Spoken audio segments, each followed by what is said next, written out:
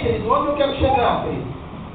Que quando esses jovens têm uma experiência com Deus, que é gerado no coração desses jovens algo com Deus, quando a fé dele é questionada, ele fala: olha, eu experimentei,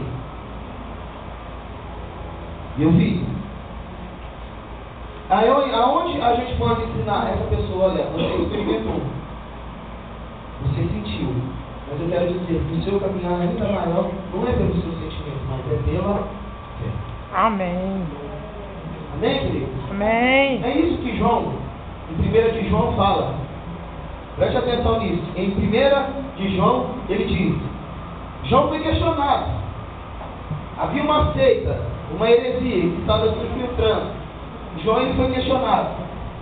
Mas de repente João, ele começa assim: olha, aquilo que meus olhos viram, aquilo que meus ouvidos ouviram, aquilo que a minha mão apalpou, isso é real. Eu vos dou testemunho. Amém. Glória É a Deus. real.